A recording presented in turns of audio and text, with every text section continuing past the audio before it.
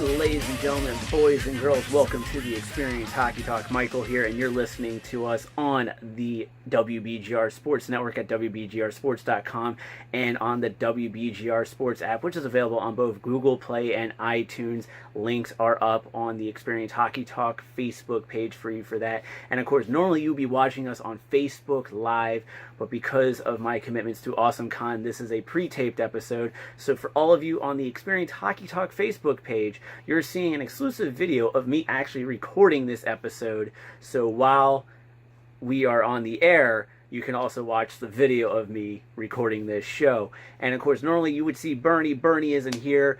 So joining me from Fulltilt Rangers blog, Russell David. Russell, how you doing, good sir? What's up, Mike? How are you? I'm great. I am great. And just for all the viewers out there, my last name is actually Russell Hartman. I keep Russell David on Facebook just for some personal reasons. So that's all I want to point out. All right. Well, I had that on my thing, so sorry. Yeah, all good, man. All good.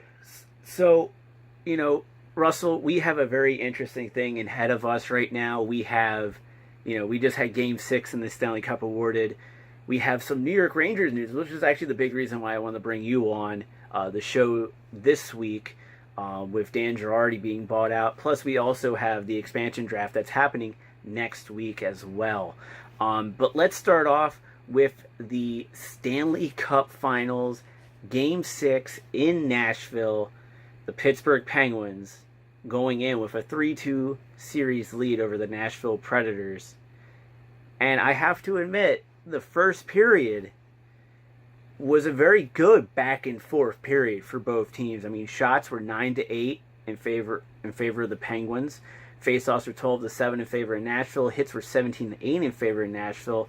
And on the power play, the Predators only had one and did not convert. Russell, when you're watching that first period, how much better was it to actually watch that period and seeing two more evenly balanced teams going up against each other? Well, let me say something about the Nashville Predators, but before I get into the gritty stuff, man, they have nothing to be upset about or said about this postseason because, man, they played their asses off in all 4 rounds. They brought it together. What their play reminded me of was reminiscent of the 2012 Los Angeles King run when they steamrolled everyone on their way to the Cup. Man, that team shocked me when they brought it all together, but, man, they were fun to watch. And seeing them fight for their basically playoff lives against the Penguins in that Game 6, man, it was something to behold. It really was. Yeah, and in my analysis for both teams, for Pittsburgh, it was an okay period for the Penguins. They came out hot the first 5 minutes of the game, but then cooled off, but they stayed dangerous throughout. For Nashville, it was a good period for them. They weathered that early flurry from the Pens and were able to settle into their own game.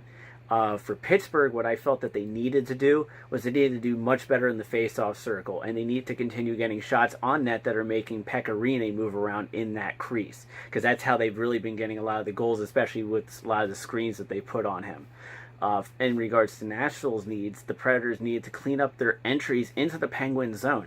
The Preds also need to keep their cool and not get suckered into the post-whistle shenanigans, which obviously you and I, both Metro Division rivals of the Penguins, are used to seeing all the time. Yeah, I mean, we've seen it, especially between our two teams, the Caps and the Rangers. You see between the Penguins mainly, things happen. When you see teams a lot, during the course of the year and in the playoffs, you're playing the same team up to 7 times in the matter of 2-3 weeks.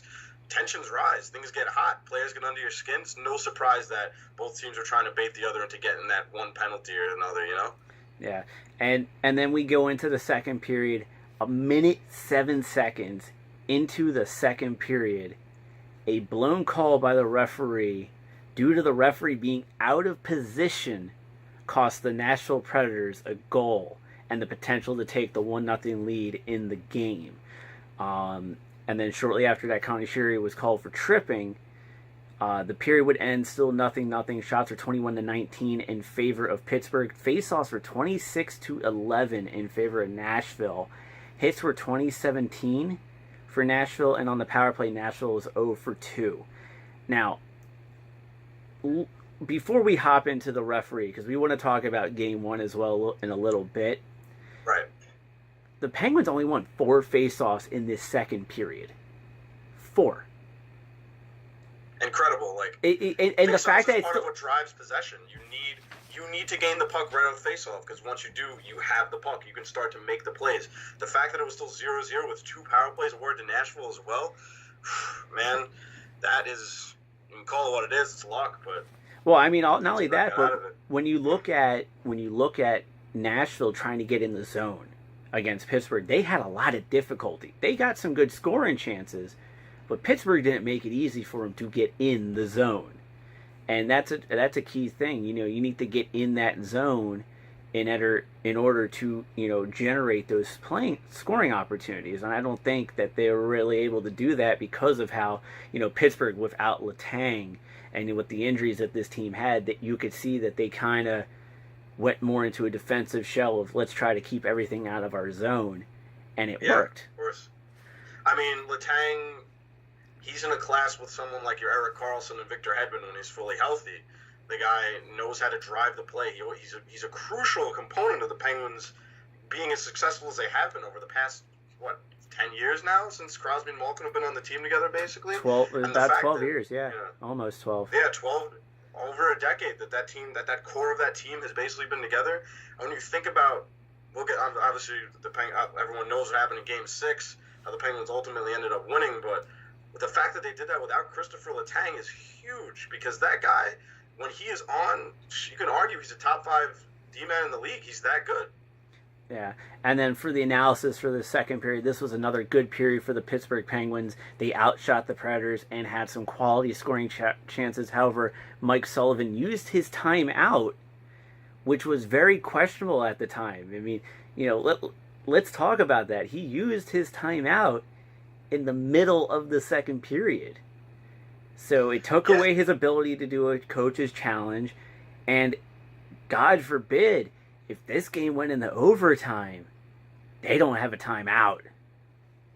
Yeah, game management is huge. I mean, the fact that you did that now, what can you say now? They won. I mean, if they lost, of course, you look at that a lot more critically.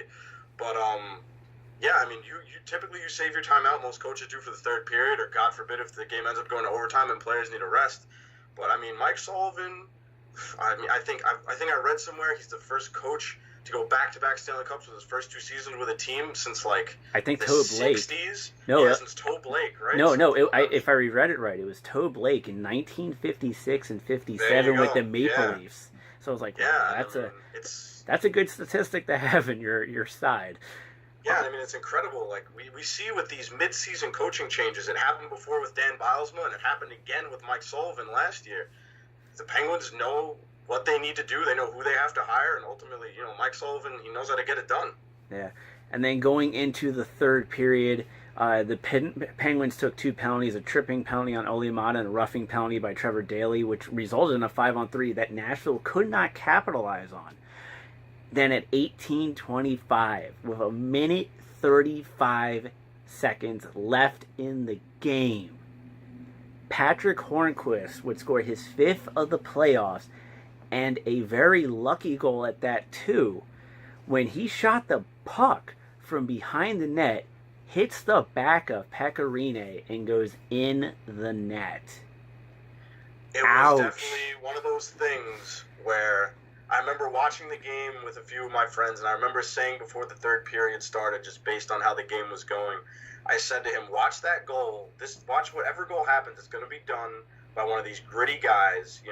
It's going to be something like a bank off or a tap tap in or something. It's going to be some of these gritty goals around the net. And I remember I was like, watch it be Brian Rust or Hornqvist, something like that. And so you jinxed it.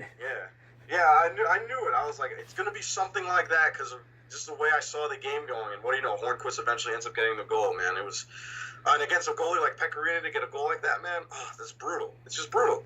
Yeah. And, with that, Nashville calls their timeout. They try their best to get Pecorine off the ice as soon as possible so they can get that extra man out there. But at 19:46 with 12 seconds left, or 14 seconds left, I can't do math apparently now, Carl Hagelin would score his 2nd of the playoffs with an empty netter to seal the deal with your Pittsburgh Penguins. Well, not your Pittsburgh Penguins, not my Pittsburgh Penguins. But Yeah. my friend Torrey Sipes' Pittsburgh Penguins are now the first back-to-back Stanley Cup champions Since 1997-98. Yeah. Detroit Red Wings, when the Detroit Red Wings swept who? My did they Washington sweep? Capitals. There you go. Yeah. I had to have you say that. I was 11 and I'm still crying on the inside on that. But before we get into the celebration for Pittsburgh, there's one statistic I have to pop out, or two statistics I have to put out there. The faceoffs and the power play.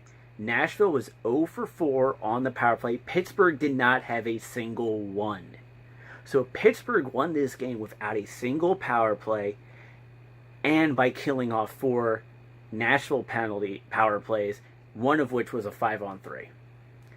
That's huge. Which is unbelievable that they killed that 5-on-3 off, because you look at who Nashville has. You have Ryan Ellis, you have PK Subban, you have Matthias Ekholm, you have Roman Josi. You got people like Philip Forsberg and Victor Arvidsson and people like that, and you put that specific group of players on the ice, any one of those two pairs of defensemen, anyone, and those forwards, man, and they don't capitalize a 5-on-3. I could not believe that. I couldn't believe it. And then the other thing is that speaking about the power play for Nashville, one of the biggest things I was looking for was, where's PK Subban? PK Subban did not play a lot of power play minutes like you thought he would. And that, I think, is something that maybe hurt them. That besides in the fact that they couldn't get into the zone cleanly to set themselves up to generate opportunities for themselves. But the lack of PK Subban on the power play, I saw him as on the second unit, but that's a guy who, in Montreal is a first unit power play bomber. And they didn't use him like that. Look at that guy's shot. Like, we saw it. I remember when the Rangers were playing Montreal in the Eastern Conference Final in 2014. Man, every time the Canadians had a power play, I'd be like, oh boy, here comes PK Subban again. And man, you got it. That right-handed shot from the point, that cannon, it's scary, man, to see that on the opposing team. It's something to watch. But it was something we didn't get to see, though. And that's the thing that kind of bothered me a little bit. And I think, if they maybe utilized PK Subban better on the power play, that would have, maybe suited them better in this series. So, but then my second statistic to look at is the faceoffs. Pittsburgh was brutalized in the faceoff circle. 38-18 by Nashville. That is a 32% winning percentage by Pittsburgh. Which is crazy to think, because Crosby and Malkin are typically really good in that department too. Yeah, and they killed the Caps in the faceoff circle. Like, that was something that I was griping about a lot during the second, not just the second round for the Caps, but the first round against Toronto for the Caps.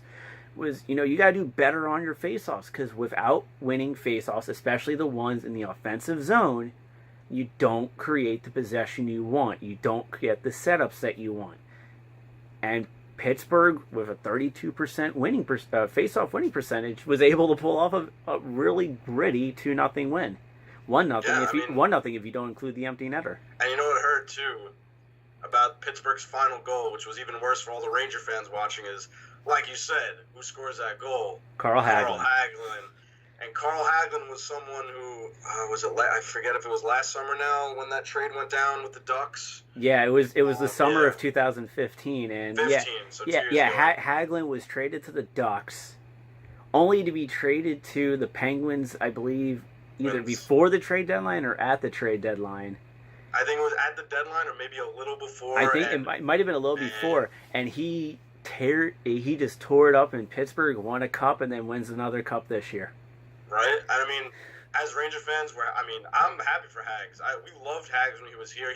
One of Hags' biggest goals when he was on the team was when he scored against Pittsburgh Penguins in overtime in the 14 Stanley Cup playoffs, I'm pretty sure it was. And man, he was a great player for us. The dude is fast as they come. So, you know what, I was happy for him last year. I'm obviously disappointed the Penguins have won 2 straight cups, but a player like that... How do you think I feel? The Penguins have beaten the Capitals 2 years in a row to get to it, too. Yeah. So, but yeah, those are like some of the big statistics right there. Those two. The fact that Nashville wasn't able to capitalize on their power plays, and the fact that Pittsburgh had a 32% winning percentage in the faceoff circle and was still able to pull out. Those are the biggest things that really pop out to me. It's not Corsi or any of that other stuff. It's that stuff right there. Because that's where everything starts and that's where everything finishes. So. Yeah, I mean, the whole Corsi thing, I'll admit myself, I'm not so versed in it. And especially one of the guys that, basically the founder of Fulltilt Rangers. He's a guy, his name's Anthony Scultori. Shout him out right now. He's a great guy. He's one of the believers in the whole eye test. He's not a big believer in the Corsi and everything. It's like, we can't measure everything by, all these formulas and everything like that. So I totally get what you're saying with that, Yeah, there's 4 stats that I care about when it comes to the team. Shots, faceoffs, hits, and power play. Those 4 things are the most crucial things for a team. For a player, I care about goals, assists, penalty minutes, hits, and sometimes block shots. Block shots is huge too. Yeah, definitely huge. And we're going to talk about one of the best shot blockers too in the league in a little bit too. Yeah, and then for goalies, I really just cares about wins, losses, and how many stops he's making. So, but yeah, I mean, what else is there to focus on? To be honest with you, yeah. So Pittsburgh defeats the Nashville Predators 4-2. They are your new 2017 Stanley Cup champions. They are, well, actually, and you know what? I say that. They're your new Stanley Cup champions. Can we even say that now that they're back-to-back champions? Shouldn't we just say... They're the defending champs, They are your repeat champions, the Pittsburgh Penguins. Yeah. And, of course, the Conn Smythe went to Sidney Crosby for the 2nd year in a row, making him the first player to do that since... Oh, you got me here. I want to say Steve Yzerman, am I right? Nope, Mario Lemieux, 91-92. Mario Lemieux. See, we were talking about the Red Wings. I figured Yzerman. Hockey historians beat me up right now. Yeah. But no, it was the first time since Mario Lemieux did it in 1991-92 Stanley Cup victories for the Penguins when they won their first 2 cups. So I kind of find it a little ironic that happened. A little weird in my personal sense. So, because honestly, I didn't think Sidney Crosby deserved it. I mean, yeah, he was like number 2 in points or number 3 in points in the league in the playoffs. But there's this rookie kid named Jack Gensel who tied the record for most points by a rookie in the Stanley Cup playoffs. And the big thing, and I mentioned... What a playoff by him. Oh, yeah. What a playoff by him. And I mentioned it last week on the show that the biggest thing about Jake Gensel is that he's consistent. He was consistent from the beginning of the series all the way up to the end of the series. He may not have been scoring as much later in the later rounds, but the thing is, though, is that you always knew he was out there. You always heard his name being called because he was on the puck. He was battling. Oh, yeah. And to me, that is a Conn Smythe winner. And think if they needed a big goal, who was it? Yeah, supposedly it was Jake Gensel. Yeah. And I personally feel that Jake Gensel should have gone the Conn Smythe over Sidney Crosby. So. I can't say I disagree with you there. I mean, the guy tied Dino Ciccarelli's record for most points by a rookie in a playoff. He was spectacular. I mean, I think he had a hat trick against Columbus in the first round. The guy had huge goals against Ottawa also. I mean, he had a couple of big ones. He had a couple of big ones against the Caps, and he had at least one big one in the Stanley Cup Finals. He was spectacular. I mean, it's really hard to give an argument against him. I mean, and even last year, Crosby back-to-back Conn Smythe. But last year, man, I really thought Phil Kessel got robbed last year because, man, he was on it last year when he was on that HBK line with him and Nick Bonino and Carl Hagelin, and they were killing it. And Phil Kessel was showing how much of a difference maker he can be with talented line mates. And I felt, a lot of other people did too, that Phil Kessel got robbed last year. Yeah, and I agree. Phil Kessel was an amazing player in the playoffs last year, and he was he wasn't, when he was on, he was great, but there were times when you didn't notice him either this year. Yeah, no, I agree. Yeah. But totally. I mean, Jake Gensel, or you can give a case for Evgeny Malkin even this year too. The guy led the playoffs in points. He led the playoffs in points, but he was the same case as Phil Kessel. There were when you noticed him when he wanted you to, and then there are times when he disappeared. And for me, it's about consistency. Jake Gensel had that consistency. I mean, no arguments here, man. Jake Gensel, I think he got robbed, but I mean, the argument that Crosby people make that feel like he deserved is his two-way play and how he sets everyone up and how he makes everyone better, and I totally get that. He is that kind of player. But when you have someone that steps onto a team, now I believe Jake Gensel was even drafted in the 3rd round, which isn't too late, but it's not someone they were like, oh, he's going to be a bona fide NHL player. He steps into this role this year. He's a call-up from Wilkes-Barre Scranton, steps on a line with Sidney Crosby and Connor Sheary, scores 21 points in his first playoff run, and caps it off with a Stanley Cup win. You really gotta take a look at that, because that is something to behold, man. Not everyone can just step in and do what he did. Yeah. All right. Well, with that, ladies and gentlemen, we're gonna go take a quick commercial break, and when we come back, we'll be doing more serious hockey talk.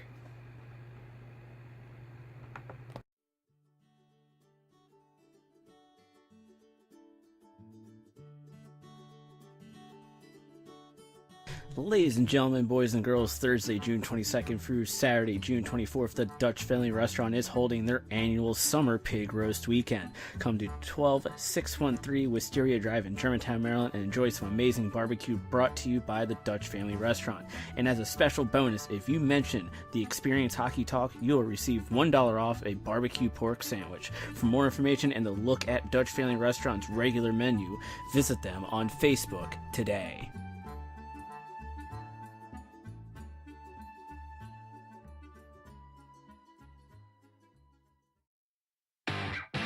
I'm not sure that I can share. I'm not sure you care. From the outside looking in, we won't make it out of here. Can't hear but you feel it. You can't see but you taste it. All along inside. One more step to collide. I know you're trying, but your senses are misguided. You can't ignore me, I've become your own reflection. Slow down, take a moment just to breathe it in. You don't know what you got here. And ladies and gentlemen, boys and girls, welcome back to the Xperience Hockey Talk, serious hockey talk for serious hockey fans. Michael Lindenbaum being joined by Russell Hartman from Fulltilt Rangers blog.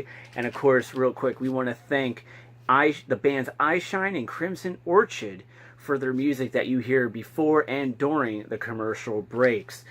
And ladies and gentlemen, we also would like to thank artist Eric Poole, who you can follow on Twitter at epoole, P-O-L-L, or P-O-O-L-E 88, for allowing us to use his art on the show when we were on Facebook Live. Obviously, this show not on Facebook Live. We won't be able to use it, but we do want to send out the thanks to Eric. He does an amazing job with his artwork. So again, follow him on Twitter at epoole 88. So Russell, we alluded to it in the last segment that there was a blown call. Oh boy, were there blown calls. Now, pretty big one. We were talking about this off air. Now we're going to talk about it on air. And we need to take a deep breath first. Just take a deep breath. Because this is going to get heated. Oh, yes. We know it. So, the thing is that in Game 1, PK Subban had the first goal of the series. Or so we thought. Mike Sullivan challenged the play, got the play called offsides, which it was not. And that game got turned around because the moment that goal got waved off, Pittsburgh scored 3 goals right off the bat. And that game changed to the favor of the Pittsburgh Penguins. Now we go back to Game 6. Nashville gets the first goal of the game a minute 6 into the second period when Colton Sissons dives and pokes the puck into an empty net. But the referee blows the play dead because he's out of position. He lost sight of the puck. That could have been the last goal Nashville scored this series. But it wasn't. And it's just so irritating, especially the fact that in Game 5, you had Wes McCauley standing right there in front of Sidney Crosby, slamming, or pushing, I guess you could say, PK Subban's head into the ice, which, we have these concussion lawsuits against the league. Why don't we do something to stop this? Nah, it's okay. We're just going to keep it going. Yeah, I mean, okay. Oof. Take a deep breath. Yeah. Okay, so I get I was watching game 1. I was out with a few people, and I get that notification on my phone that the Predators have scored first in the final, and I was ecstatic. I couldn't believe it. I was thrilled. And I checked the score on the NHL app, and I see it's 0-0. And I said, that can't be right. I just saw the notification. And then I heard what happened. And then I saw what happened after that. Oh, boy. Well, I don't think that call was offsides. That goal should have counted. And, it's so disheartening. And especially when you're in another team's building or you're playing a really tough opponent. When you score a goal like that, and you think you have a leg up on the defending champs in Pittsburgh in Game 1 to set the tone for the series, and it gets taken away off a call that shouldn't have even happened. Same thing with Game 6. You're fighting for your life down 3-2 in a series to the defending Stanley Cup champions. And a call like that goes down where the referee... This one hurt me even more. I bet it hurt the Preds. I can't even imagine what Preds fans and the team was going through because, man... An out-of-position ref, an out-of-position ref is the reason why the Predators did not go up 1-0. Matt Murray was out of position. Colton Sissons banked that into the net. There was nothing wrong with that play. Should have been 1-0. And, calls like this and calls like what happened in Game 1 are it's a reason why a lot of fans in the NHL of other teams, they don't like the Pittsburgh Penguins because they feel like the league and the refs are on their side and all this kind of thing and all these conspiracy theories, but... When it comes down to it, it's just, man, those are two really, really tough calls. And the one in Game 6, I feel like there's no excuse. It's Game 6 of the Stanley Cup Final, possibly the last game of the season, and it was the last game of the season. And the refs miss something like that. It's ridiculous to me. And, I've heard it said on Twitter, on Facebook, on a lot of things. Well, Nashville was awarded power plays, and Nashville got more power plays than Pittsburgh, and they did this, and on and on and on. But let me tell you something. Mike, you play hockey, I play hockey. Oh, yeah. We know people that play sports. Yep. Your mindset changes when you go up in a game or if a game is tied deep into a crucial game. If the Predator... Now, I'm not saying the Predators were guaranteed a victory if they're up 1-0. Who knows what would have happened the rest of that game if they score that goal. But... I have been in championship games. I've been in playoff runs. I've gone through it with people. When you score that game-opening goal, or you get a leg up on a team, your mindset changes and your play changes because you play a little looser. You don't grab your stick as hard. You're like, okay, we have a lead. Let's get that second one. Yeah, and I was mentioning that on last week's show when we did our 4:30 p.m. special, where. I was actually, the last 2 seasons, my team has made the championship game. We've lost both games. The previous game, we lost 6-5 in overtime, where we got the first 2 goals in the first 2 minutes, and then we just kind of, I think we overlooked the game after that point. Which is a huge mistake. And then last season's championship game, we lost 4-1. We got, or 5-1. We got our butts kicked, and it was a little disheartening. But for me, I'd been on me personally, I'd been on a scoring slump. And, it's that, that thing you just said, holding that stick a little tight. You know, I remember talking to one of my teammates before a game, not last weekend, but the weekend before, you know, saying, hey, you know, we haven't, him and I, we're kind of relied on to bring, you know, the scoring to our team, because we're both like the top four guys on the team in scoring, and we only have like 4 points each. And then we explode in that game. We explode in that game. You know, I get 4 goals, and he has a goal and 4 assists. So, you know, we're back. You know, it's like, okay, we're back to how we're supposed to be playing. But the biggest thing we talked about was, like, you don't change how you play. You can't change how you play. Exactly. And, you know, and having that talk helps. And having those type of talks help, you know, before going into the game. It's like, hey, don't worry about it. Just go in and just, you know, just keep playing your game. Just play relaxed, and it helps. Yeah. And I'm not saying the Predators didn't play the game. I think they played a great game 6. I think when they got back to Nashville for games 3 and 4 after going down 2-0 in Pittsburgh, I think they were a great team. But if something like that happens to you, like a back-breaking call like that, you fight so hard all game to get that one opportunity. You fight and you get it, and you think you finally have a leg up, and all right, they start to think in their head, maybe we can do this, maybe we can push this to 7, and it all gets ripped away from you from a call like that. It's unexcusable. It's unexcusable. Oh yeah, it really is. The Predator players, I remember them saying after game 1 that when the offsides call was made and it waved off the goal, that they didn't feel deflated. It didn't look like that on the ice. No, yeah, they got it back. They got their mojo back in the second period, but the rest of that first period, they were not the same team.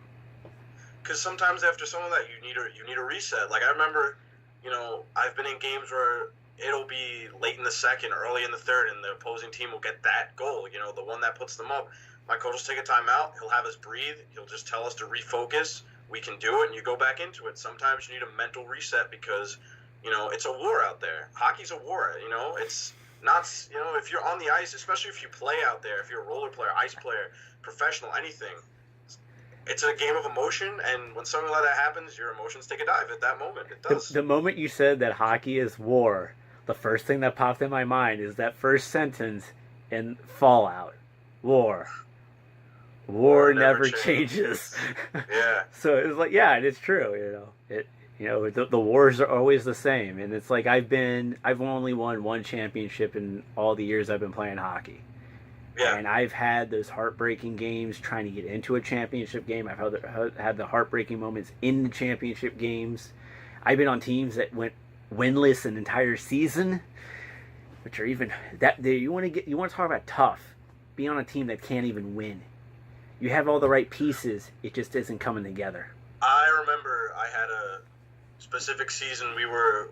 One season I played, I think my second or third year. We were not a good team all season. We had, like you said, we had all the pieces. We had some great guys, but for some reason during the regular season, it wasn't coming together. Kind of like what happened with the Predators. Playoffs came on, we beat the top-seeded team in the league.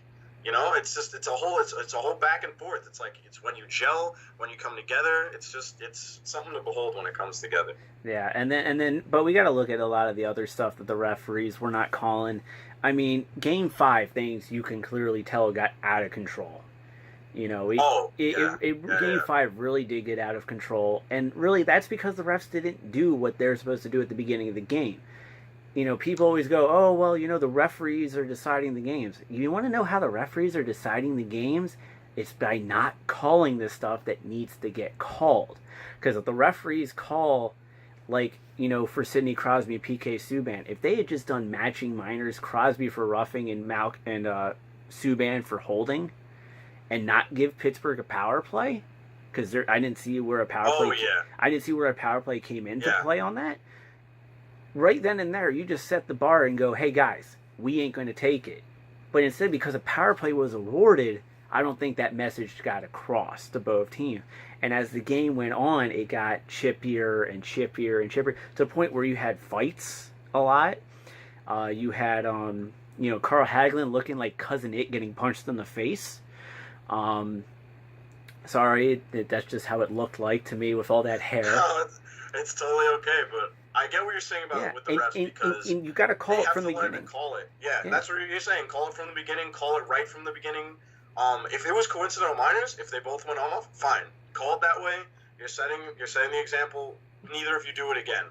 And there's people that have pointed out that PK might have been holding Crosby's foot as well during that, but it looked like it when you looked at the replay. It did look like it. Crosby was beating his head into the ice. You cannot do that, and the fact that Pittsburgh got, that was kind of like let go is ridiculous because if I did that in my league, or even if that happens in something in the NHL or another time, that's going to get called, and there's going to be retaliatory things that come from that. You can't just do that to a star player. You want to know something? To quote my father, if the guy was wearing orange and black, that would have been a 5, a game, and an automatic suspension. Yeah, well, Can't disagree with you there with some of the calls that go Pittsburgh's way. And I already know some of the people listening to this maybe they'll be like, oh, Washington Capitals fan, New York Rangers fan talking, but I guarantee you, talk to a Flyers fan, talk to a Ducks fan, talk to a Coyotes fan, talk to a Bruins fan, anyone else that sees this kind of thing that happens with Pittsburgh, you can see why a lot of people get angry at them sometimes. Well, I mean, you saw it in the Cup Finals against San Jose last year, and you saw it again, this year against Nashville. It's just, there's something about Pittsburgh, that everyone doesn't like. I mean, and it also stems to certain ways to how they play. Like in Game 5, Chris Kunitz should have gotten a 5-minute major in a game misconduct for charging on Matthias Ekholm. Yes. And because he literally went from the face-off dot in the zone to behind the goal line that hit Ekholm and was taking full-blown strides. That's a charge. Take more than 3 strides, it's a charge. It's a charge. That's in the rule book, no disputing that. Yes. Yeah. And then they get mad because Ekholm throws a little slash at, Kunitz's ankles. And, of course, the infamous water bottle being thrown on the ice. Yeah. Which is an automatic fine. Oh, yeah, that he said he didn't mean to do. Yeah, okay. Mean to do. But, yeah. It's just, and the one thing I noticed is that it started in the beginning of the season, too. And one thing I would have to ask you, and this is something we're going to debate more during the off season, is should they change offsides to once the puck hits the blue line, it is in the zone, because when the puck is coming out, you can play the puck on the blue line to keep it in, but yet you can't do that to take it in the zone initially. What are your thoughts on that? And again, this will be something we debate more later. Right, and it's a topic that warrants more debate. I think, I feel like they did they have the GM meetings already or the coaches meeting? Because I know they do that.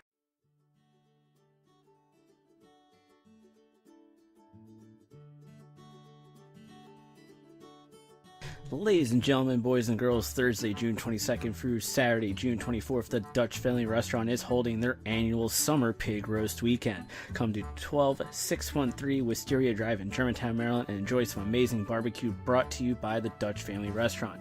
And as a special bonus, if you mention the Xperience Hockey Talk, you'll receive $1 off a barbecue pork sandwich. For more information and the look at Dutch Family Restaurant's regular menu, visit them on Facebook today.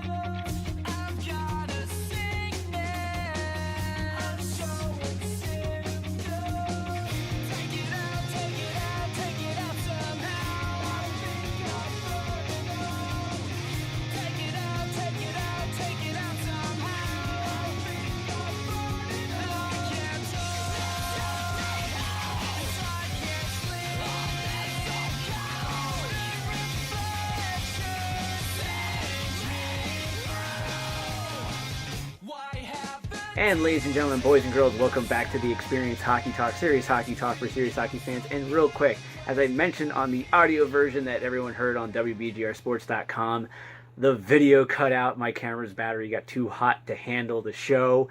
So I apologize to those who are watching on Facebook Live going, man, they just cut out all of a sudden randomly. So, and as you can tell by the laughing, I'm joined by Russell Hartman from Fulltilt Rangers blog. Real quick, we're going to talk Rangers the rest of the show, but real quick, the Washington Capitals just made a trade right now. The Washington Capitals acquired Tyler Grovak from the Minnesota Wild for a 5th-round 2018 pick.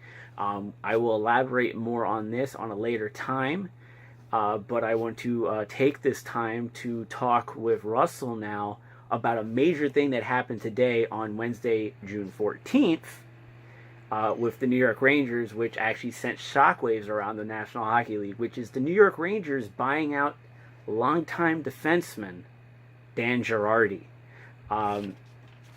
Russell, why don't you fill us in with some man. more details on this and the impact that this makes on the not just the league, but mostly the New York Rangers? So this news dropped. I was at work early this morning. I couldn't believe it, to be honest with you, because originally we reported on Full Tilt. We reported that GM Jeff Gordon isn't the biggest fan of buyouts.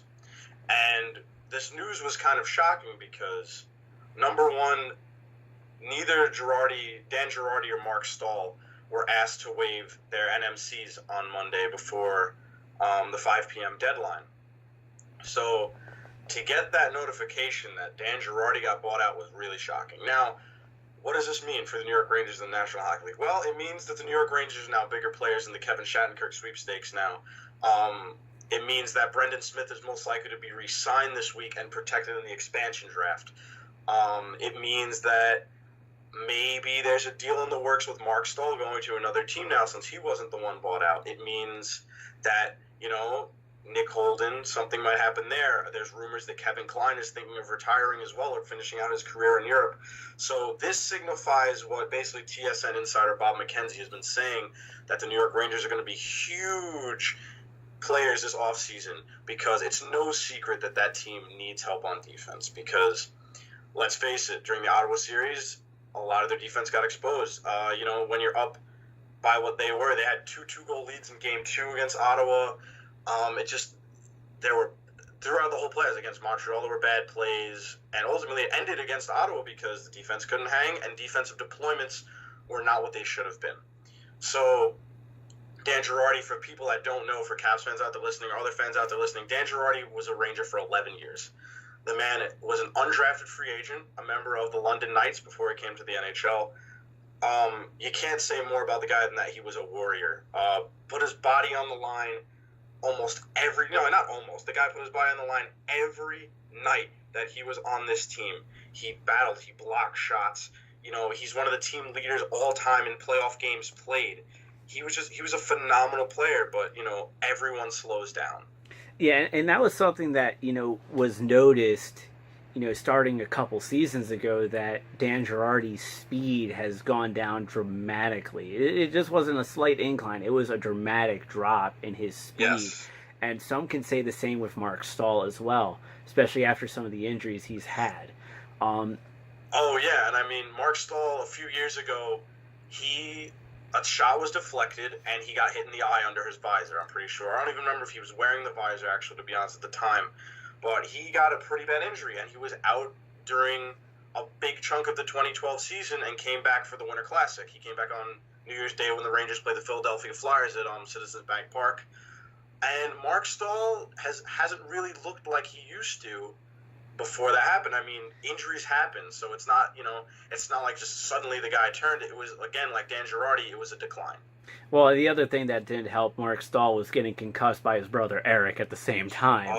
Oh yes. And I remember when the Carolina Hurricanes visited the Garden the season after that happened, the first time that happened, Eric Stahl was not greeted very warmly by the Garden faithful. Even when he played for the team for a short period of time? Even when he played for the team, wasn't very remarkable when he was here, but when he was a member of the Hurricanes, he was not greeted very nicely at all. But, going back to your team, to the Rangers defense, Dan Girardi's been bought out. You just mentioned that, there could be more moves on the way, Kevin Kline being on the way out, hopefully signing Brendan Smith, the potential signing Kevin Shattenkirk, which I even said a couple weeks ago when you called into the show. I said that, odds are, Kevin Shattenkirk would be going up north, although there was a report, I think, by Elliot Friedman from Sportsnet saying that Dallas is in the running for Kevin Shattenkirk as well. One thing is that, do you think Shattenkirk really is the guy to jumpstart that defense for the New York Rangers? I'll say this about Kevin Shattenkirk. The guy knows how to move the puck.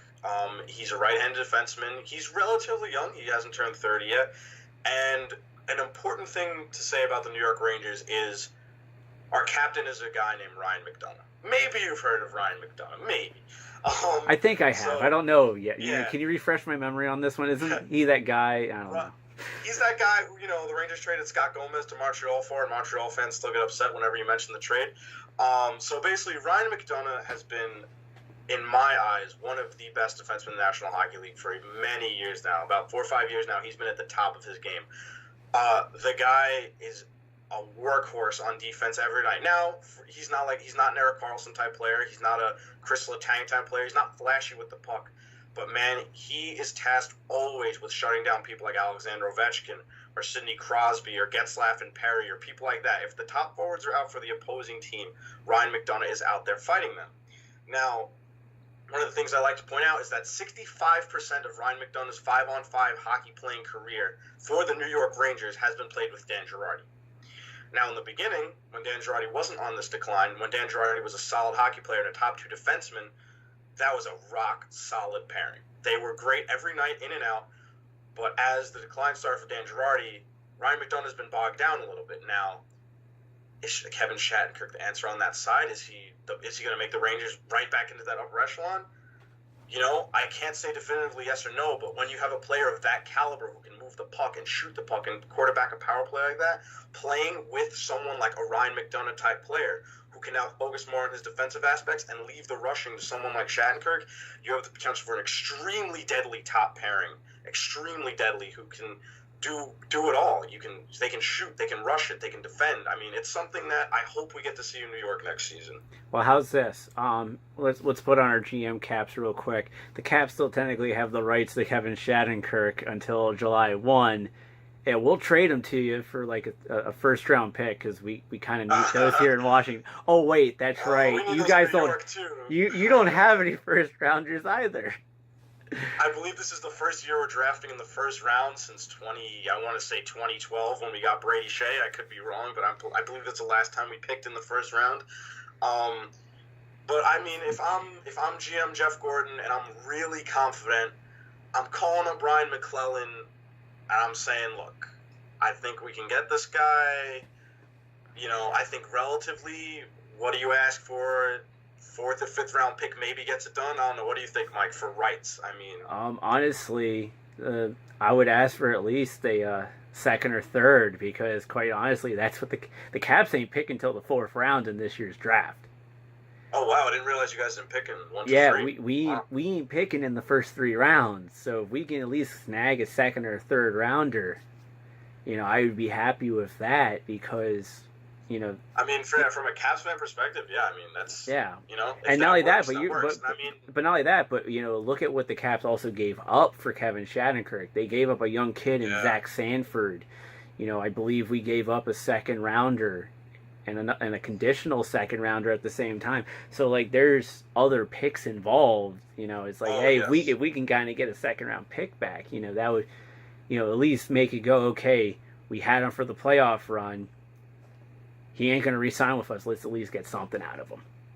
Totally, and I totally agree with you from that point because if they know, they should try to get whatever they can because, it'll all come down to how confident GM Jeff Gordon is in thinking that he can get Kevin Shattenkirk signed before he hits the open market. You know, I mean, it'll be a matter of feeling because if Kevin Shattenkirk hits the free market, like you said, all along people have been thinking it's going to be the Rangers or the Bruins, but if Dallas jumps into the mix, or even if I remember one of the hockey insiders I read on Twitter this week even point out, what if Vegas wants to take him and maybe flip him even?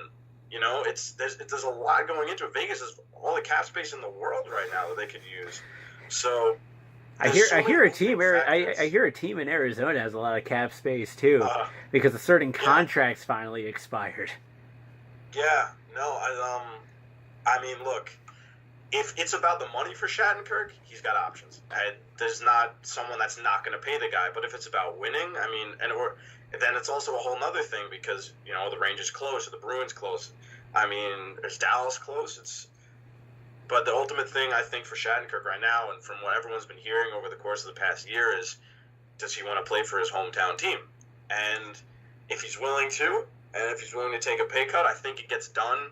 With this Girardi buyout, I really think that they have the shot to land him over everybody because Dan Girardi was one of the few right-handed defensemen we have on our roster, and you don't get rid of someone like that if you don't have a plan in place to replace him. Right. Now, real quick, I want to touch base with all these changes to the defense. to the New York Rangers, could that be considered part of a rebuild for the New York Rangers? And if that's the case, what does that mean for Henrik Lundqvist? Now, after they lost the Cup final in 14 to the Kings, and I believe it was 5. Yeah, it was 5 games. Now, at the time, I thought if they did a rebuild, that would be a pretty good time to do it. St. Louis was older. You had a bunch of parts that were moving off the team, like Brian Boyle and Anton Strawman, and they decided to just do the retool. Now, Henrik Lundqvist, I believe, is 35 years old now, or he will be next season. I'm pretty sure, one of those two. Now, I still think the man has left in the tank for at least 3 more years. I think you can give him a little while longer. Now, if you retool the defense in this way, say you start with, let's say they re-sign Smith and acquire Shattenkirk, you have a top 4 of Ryan McDonough, Kevin Shattenkirk, standout rookie Brady Shea, who I feel doesn't get enough attention from people around the league because he has stepped in and scored the second most goals of any defenseman in the Stanley Cup playoffs in 2 rounds, I want to put in, because he is spectacular, amazing prospect, and you put Brendan Smith on the side. So you've got top 4. I think the Rangers will be really well in the defense next season, and a lot of people don't realize they signed an amazing – they signed – I wouldn't say amazing yet, but they've signed some pretty good prospects this offseason with Neil Pionk coming from – I want to say Minnesota, I'm pretty sure, and Alexei Baraglazov coming over from the Continental Hockey League from Metallurg Magnitogorsk. And, you just said that a hell of a lot better than I could. Yeah, I've had some practice. And, the Rangers last year, their first pick was in the 3rd round of the 2016 entry draft, and they picked a man named Sean Day. Now, Sean Day is one of the few people in the history of juniors to get exceptional player status. Now, what that means is he got to enter juniors a year early. People that have that, I don't know, maybe people have heard these names, John Tavares, and I believe Connor McDavid was one of them too, and this guy Joe Veleno, who will be another one in 2018. He's going to be eligible next year. So Sean Day was a big deal when he entered juniors. Some things happened. He had some family issues. He fell off a little bit, but this year he got traded to the Windsor Spitfires, and they ended up winning the Memorial Cup, and he looked fantastic and started looking again like the player that a lot of people thought he was going to be when he was 15. So when you have someone like that, and you have Baraglazov and Pionk, and a guy even like Ryan Graves, who won the AHL All-Star Game's hardest slapshot competition a few years ago with 103-mile-an-hour slapshot, you got to give guys like this, these young guys who the Rangers have some openings on the blue line, with Klein gone, most likely gone, and Girardi most likely gone, and Stahl and Holden looking to be moved. Well, Girardi is not mostly gone. Girardi is gone. Girardi is gone. So when you have all this movement and all these young guys itching to do it, you got to give Hank and company I feel like they deserve at least maybe 2 to 3 more seasons to try it. And up front, I know we've been talking a lot about the defense, but the Rangers traded Derek Brassard last offseason for a guy named Mika Zibanejad. Yeah. Now, Mika Zibanejad real quick, unfortunately, due to time constraints, we're not going to be able to talk about that, but we will save that for another time. We do have all off-season. So, Russell, thank you very much for coming on, being the special guest host of the Xperience Hockey Talk this week. Real quick, why don't you go plug Full Tilt and how everyone can get check it out? So I work on a blog called Fulltilt Rangers. You can find us on Twitter at Fulltilt NYR blog. Once again, that's at oh my god, I keep messing it up. It's at Fulltilt NYR blog. I work with a team of great writers, varied opinions. We put out articles daily. We have polls on Twitter, all things Rangers. Any big news in the hockey league, we'll try to tweet out. And I want to say also in just a few short weeks, myself, co-host Sean Taggart, and our first guest will be our site founder, Anthony Scultori. We will be bringing back Full Tilt Rangers Radio for all those fans out there, too. So it'll be a fun time. Our first show will revolve around the draft. Mike, thank you so much for having me on, man. I had a blast. Yeah, no problem, man. And real quick, you can follow the show on Twitter at Xperience Hockey and on Facebook at facebook.com/Xperience Hockey Talk. Remember, no E at the beginning of Xperience. And as always, we want to thank Lionel Green from WBGR Network for allowing the Xperience Hockey Talk to be on the air. And until next week, we will see you. Actually, correction, until Tuesday night when we do our expansion draft special. we will see you on the ice.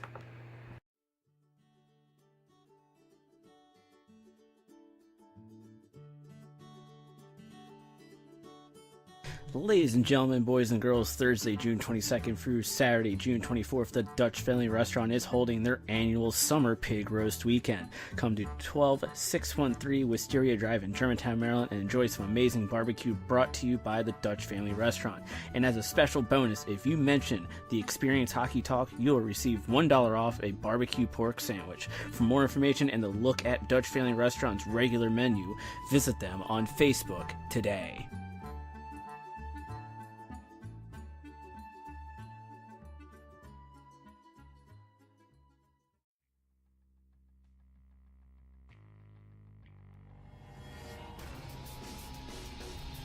Attention hockey fans, you want serious hockey talk? Then listen to the Xperience Hockey Talk on the WBGR Sports Network. Join hosts Michael Lindenbaum and Bernie Deal as they review the past week for the Washington Capitals, NHL, and NWHL.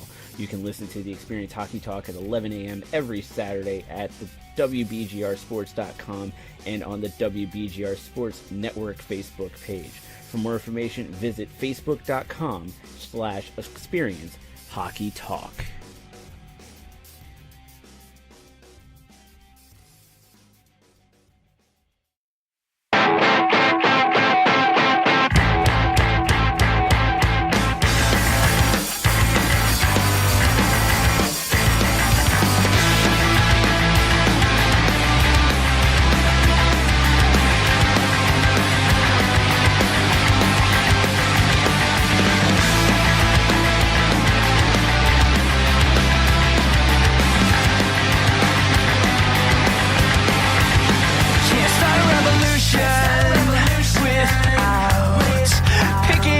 Fight tonight.